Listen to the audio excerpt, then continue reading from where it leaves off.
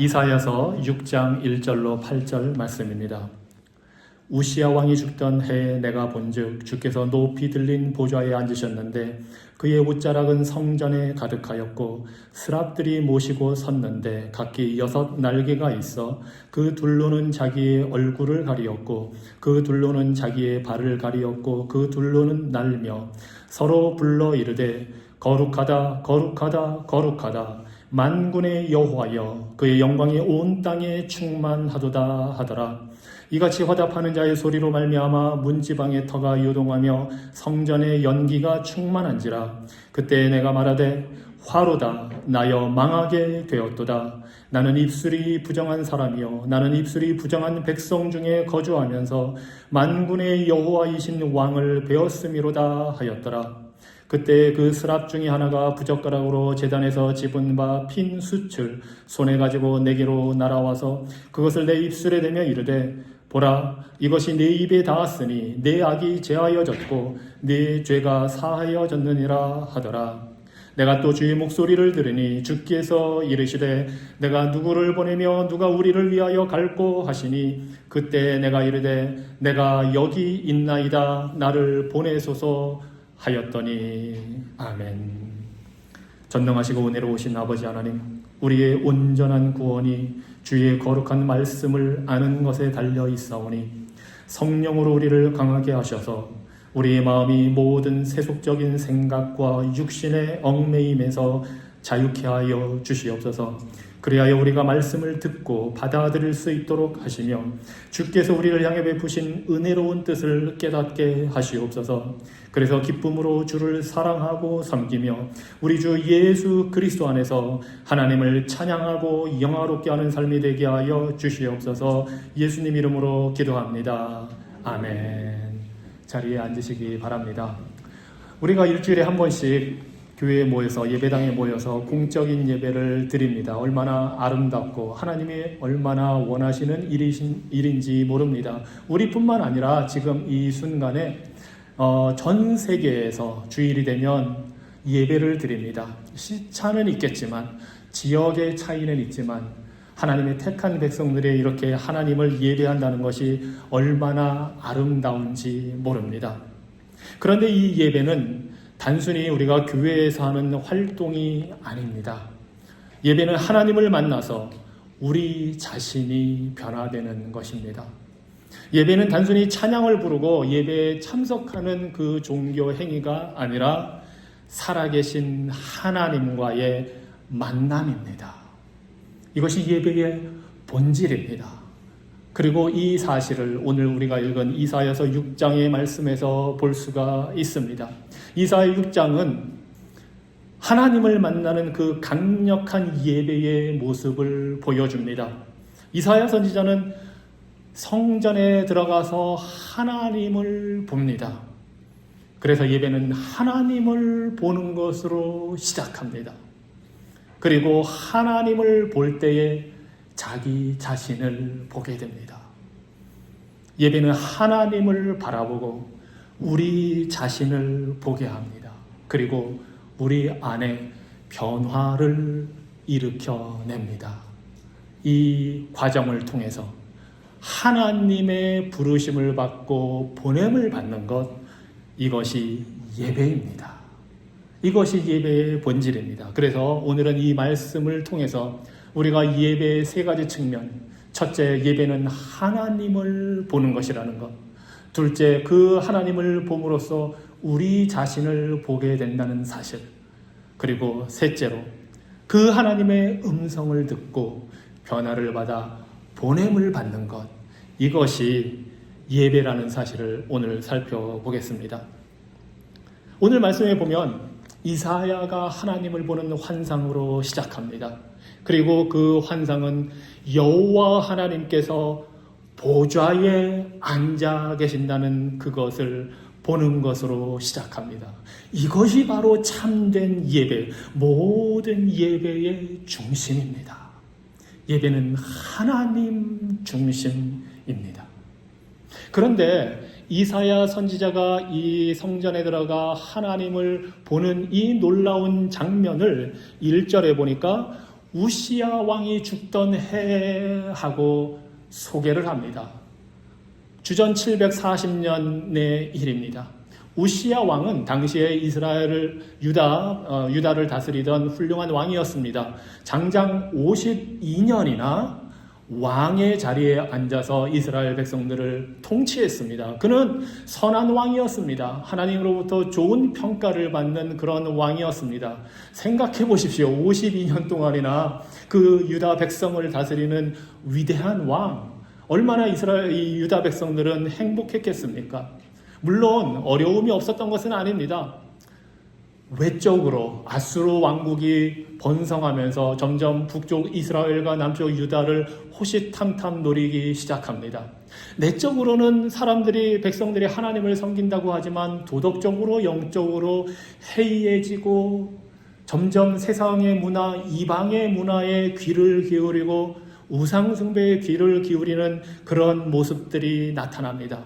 안타깝게도 이 우시야 왕도 대체적으로 좋은 평가를 받고 훌륭한 통치를 했지만 막판에 이르러서는 교만한 모습을 보이면서 제사장들이나 드릴 수 있는 성전에서 드리는 제사를 왕이 직접 하겠다고 고집을 피우다가 하나님의 심판을 받아서 문둥병에 걸리게 되었습니다.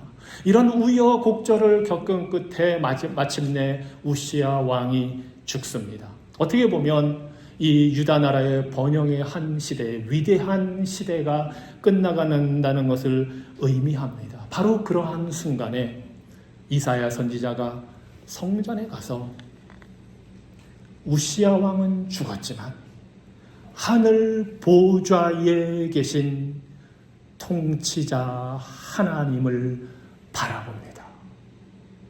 이것이 예배입니다. 이 세상의 많은 통치자들, 이 세상의 나라를 다스리는 사람들은 오고 갑니다. 잘하기도 하고 못하기도 합니다. 우리 삶에 불편을 가져오기도 합니다. 안팎으로 도전과 어려움에 직면했을 때 잘 해결할 수도 있고 그렇지 못할 수도 있습니다. 이 모든 것이 왔다 가지만 변함이 없는 한 분, 유일하신 하나님이 하늘 보좌에 계신다는 사실을 이사야가 지금 보고 있습니다. 심지어 성공적인 왕이 사라졌을 때에도 영원하신 왕께서는 지금도 영광스럽게 다스리고 계신다는 사실을 이사야 선지자가 보고 있습니다. 이 땅의 왕들은 변하지만 하나님은 영원히 주권자로 계십니다. 그래서 예배는 바로 이러한 참된 하나님을 있는 그대로 바라보는 것입니다.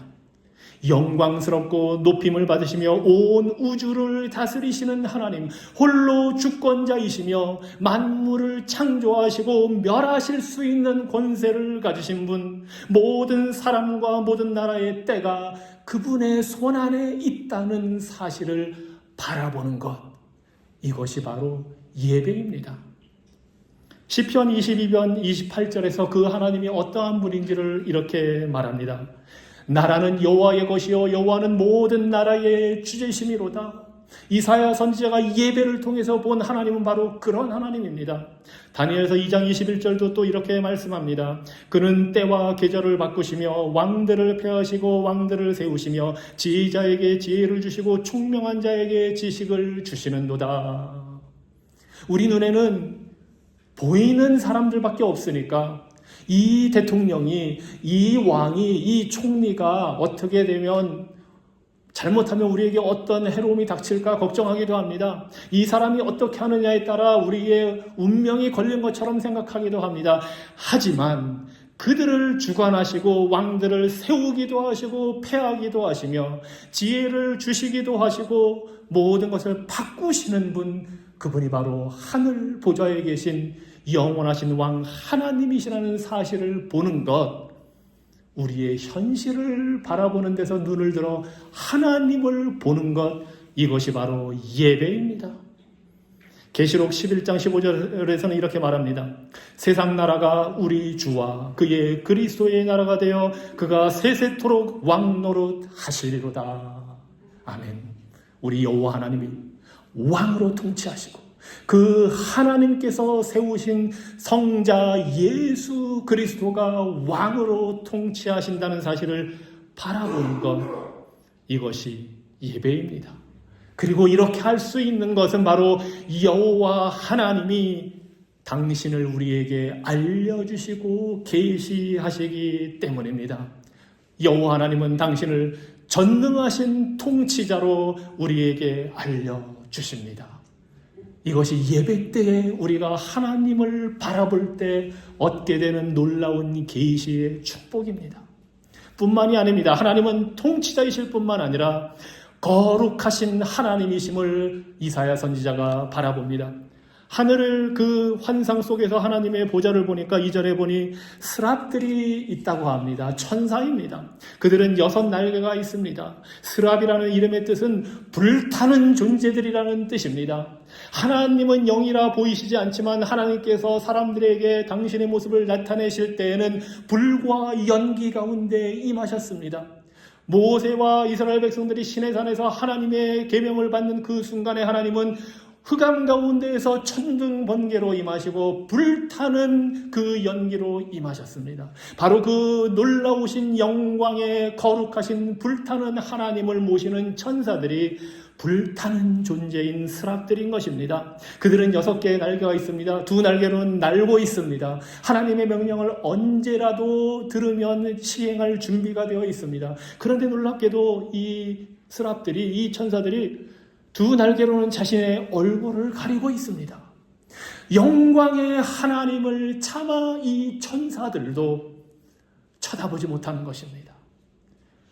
모세는 이스라엘 백성을 인도해 가면서 너무나 이스라엘 백성들의 패역함을 보면서 하나님께 중보기도하면서 하나님, 제발 하나님의 영광을 좀 보여주시옵소서, 그래야 제가 좀 하나님을 바라보고 이 백성들을 이끌 수 있겠습니다 하고 부탁한 적이 있습니다. 그때 하나님이 말씀하십니다. 네가 나를 보면 살 수가 없다. 내 뒷모습만 살짝 보여주겠다. 그것이 하나님의 영광입니다. 어떤 피조물도 하나님의 그 영광된 모습을 보고 살아남을 피조물이 없습니다. 심지어 천사조차 그렇게 할 수 없기에 그들은 2날개로 얼굴을 가립니다. 그리고 또 2발을 가리고 있습니다. 이 역시 하나님의 거룩하심과 관계가 되어 있습니다. 모세가 호렙산에서 불 붙은 떨기나무, 떨기나무를 보고 그 안에서 들리는 하나님의 음성을 들을 때 하나님이 말씀하십니다. 네가 선 곳은 거룩한 땅이니 신발을 벗어라. 그 산이 특별히 대단해서가 아닙니다. 하나님이 임재하시는 곳, 그곳이 바로 거룩한 곳입니다. 그래서 예배는 거룩하신 하나님을 바라보고 거룩하신 하나님의 임재를 바라보는 것입니다. 그래서 천사들은 감히 피조물이기 때문에 자신들의 맨발을 드러낼 수가 없어서 거룩하신 하나님이 임재하신 그곳에서 발을 가리고 있습니다. 그리고 그들이 이렇게 외칩니다. 거룩하다, 거룩하다, 거룩하다. 천사들은 하나님이 어떤 분인지 잘 알고 있습니다. 하나님의 지혜와 능력, 하나님의 영광, 위대하심, 하나님이 어떤 분이신지 그 속성을 잘 알고 있고 정확한 신학적인 지식을 가진 자들입니다. 그런데 이 천사들이 그 영광의 하나님 앞에서, 통치자 하나님 앞에서 외치는 찬양의 소리가, 그 내용이 바로 거룩, 거룩, 거룩입니다. 성경에 하나님의 성품이 여러 가지로 표현되어 있습니다. 우리는 잘 알고 있습니다. 하나님은 사랑이시다. 하나님은 빛이시다. 하나님은 진리이시다. 하나님은 자비로우시다. 하나님은 심판하신다. 많은 표현이 나와 있고 하나님의 성품을 묘사하고 있지만 오직 유일하게 3번에 걸쳐서 하나님이 어떤 분인지 나타내는 것은 바로 이 장면입니다. 성경은 하나님은 사랑, 사랑, 사랑이라고 말하지 않습니다. 하나님은 빛, 빛, 빛이라고 하지 않습니다. 오직 여호와 하나님은 거룩하다, 거룩하다, 거룩하다 하십니다.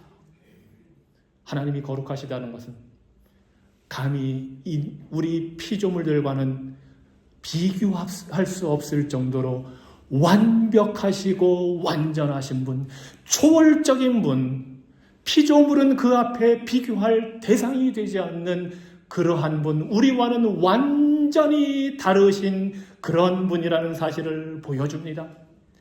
그런 하나님이시기 때문에 도덕적으로도 완벽하십니다. 하나님께는 죄가 없습니다. 어떠한 죄와도 분리되어 있습니다. 거룩의 기본적인 근본적인 뜻이 바로 그것입니다. 분리되어 있는 존재. 우리 피조물은 불완전하기 때문에 완전하신 여호와 하나님, 거룩하신 분 앞에 설 수가 없습니다. 그 사실을 천사들이, 스라들이, 불타는 존재들이 찬양합니다.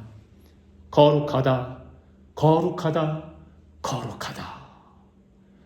그 하나님의 거룩하신 영광이 그 성전에 가득 차 있습니다. 하나님의 보호자에서부터 흘러내려온 여호와 하나님의 그 옷자락이 성전을 가득 덮고 있습니다. 하나님의 영광이 성전에 가득합니다. 그런데 그뿐만이 아닙니다. 이 거룩하신 하나님, 완전하신 하나님의 영광은 온 땅에 충만하게 차 있습니다.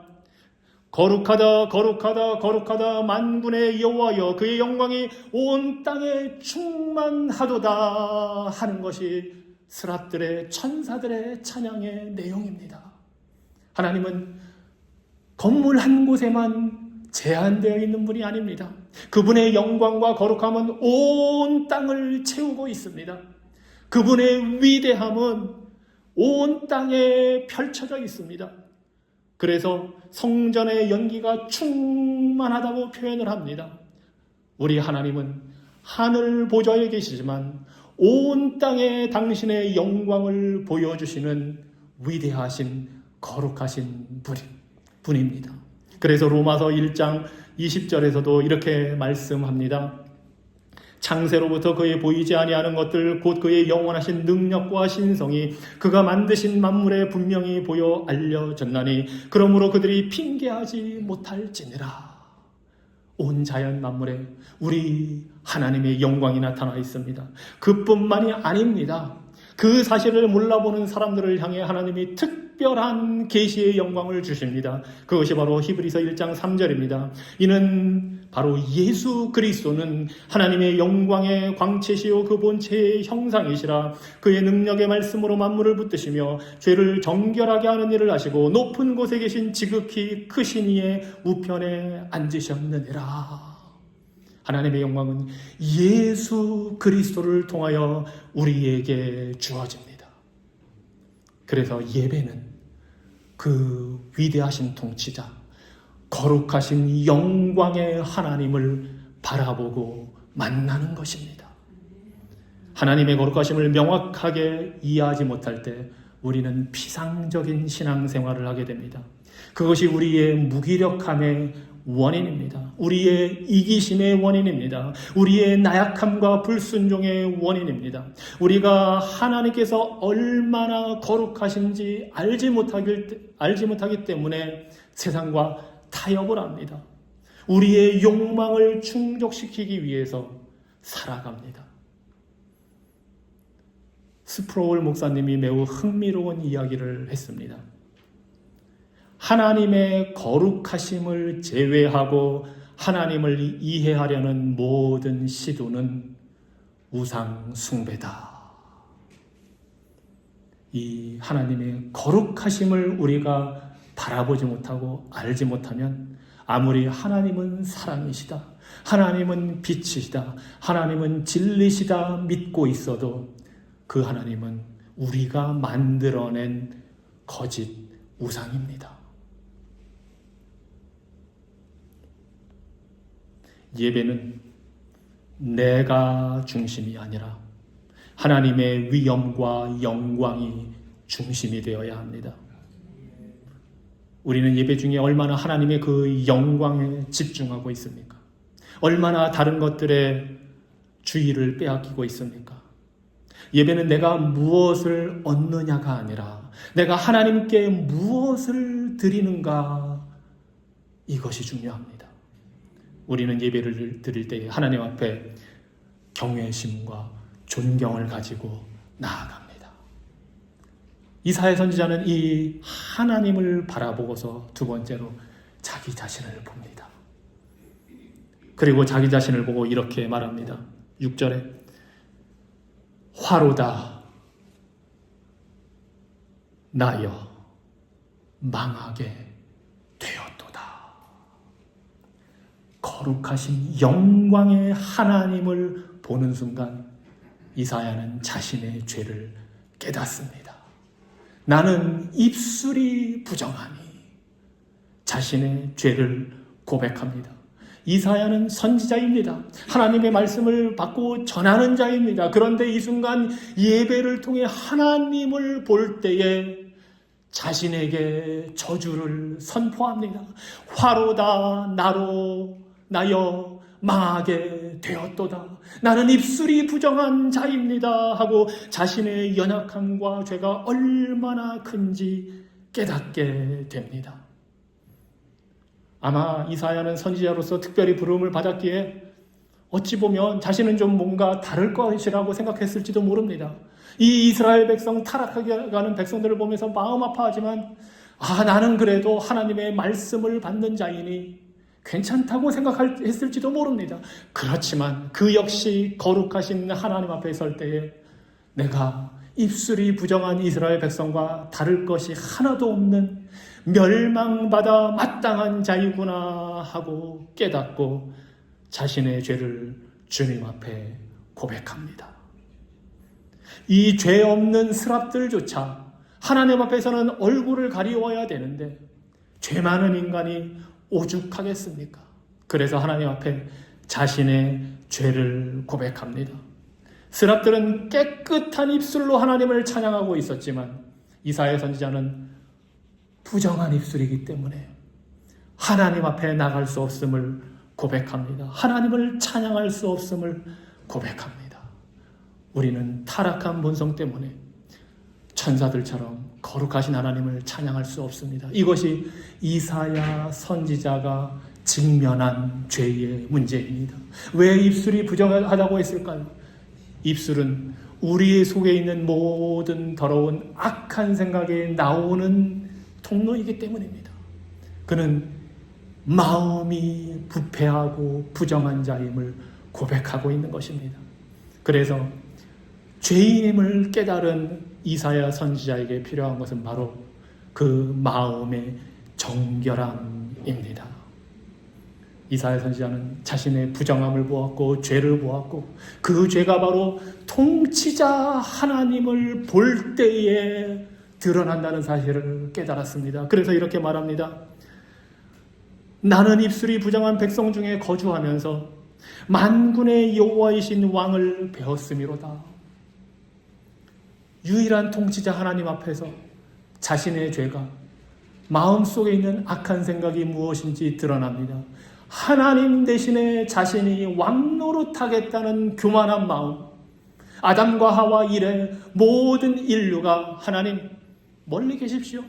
뭐가 선하고 악한지는 제가 판단해서 하겠습니다. 제가 알아서 잘할 수 있으니 저기 계십시오 하는 이 교만함, 이 완악함이 통치자 하나님을 바라볼 때에 드러납니다. 그리고 이사야 선지자는 절망합니다. 그런데 이 절망의 순간에 우리는 하나님의 은혜를 봅니다. 스랍 중에 하나가 숯불, 뜨거운 숯불을 가져다가 이사야 선지자의 입술에 대어 그의 입술을 정결케 합니다. 이것이 은혜입니다. 예배 중에 나타나는 은혜입니다. 거룩하신 하나님을 바라보고 우리의 죄악된 모습을 볼 때에 하나님이 은혜로 임하셔서 정결케 하시고 죄를 용서해 주십니다. 불타는 하나님, 거룩하신 하나님이 그 숯불로 그 죄악된 그 부분을 찢어서 정결케 하십니다. 이 숯불이 뭐가 특별한 게 있어서가 아닙니다. 바로 하나님이 용서하시는 것을 보여주는 수단이기 때문에, 하나님의 은혜로만이 되기 때문에 이 숯불을 데웠을 때에 이사야 선지자가 깨끗함을 받습니다. 하지만 우리는 잘 알고 있습니다. 이 정결함은 단순히 숯불의 문제가 아니라 이미 죄를 씻는 피의 제사가 있었기 때문에 가능한 것입니다. 이사야 선지자가 성전에 올라가 하나님의 환상을 볼 때에 번제가 드려지고 있고 속죄제가 드려지고 있고 속건제가 드려지고 있습니다. 동물의 피가 흘러서 하나님 앞에 드려지고 있습니다. 피 없이는 죄사함이 없습니다. 바로 여기에 십자가가 예표되어 있습니다. 예수 그리스도의 십자가가 예표되어 있습니다. 왜냐하면 요한복음 12장 34절 41절의 내용을 보면 바로 이사야가 바라보는 이 여호와 하나님이 누구인지를 알려주기 때문입니다. 요한복음 12장 34절에서 이렇게 백성들이 유대인들의 지도자가 질문합니다. 이에 무리가 대답하되 우리는 율법에서 그리스도가 영원히 계신다함을 들었거늘 너는 어찌하여 인자가 들려야 하리라 하느냐. 이 인자는 누구냐? 예수님께서 내가 인자다 하시면서 이 말씀을 하니까 유대 종교 지도자들이 질문을 합니다. 그때에 41절에 예수님께서 이렇게 대답하십니다. 이사야가 이렇게 말한 것은 주의 영광을 보고 주를 가리켜 말한 것이라. 이사야가 6장에서 하나님의 영광을 보았을 때 그 영광은 바로 이 땅에 오신 예수 그리스도의 영광이었습니다. 그리고 그 예수 그리스도는 우리를 위해 희생당하기 위해 오신 하나님의 어린 양이었습니다.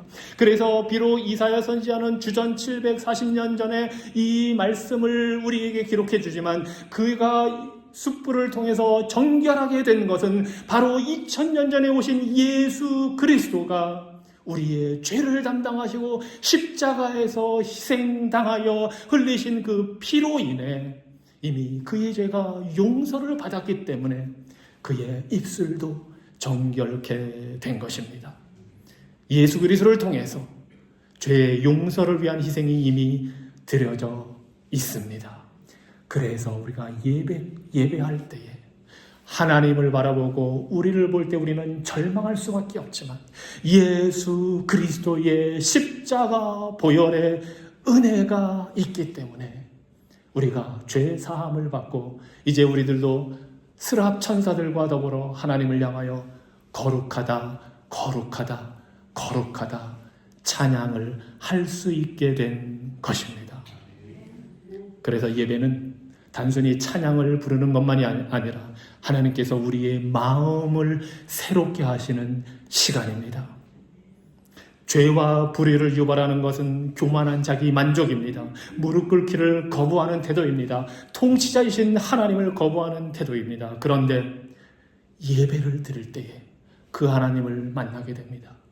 그리고 우리의 죄를 깨닫게 됩니다. 여러분은 예배 중에 여러분의 죄를 진지하게 인식하고 있습니까? 하나님의 임재와 말씀이 여러분의 마음을 찌를 때에 그것을 피하려 하십니까? 아니면 변화되기를 원하십니까? 예배할 때에 하나님께서 우리의 마음을 정결하게 해달라고 간구하고 있습니까?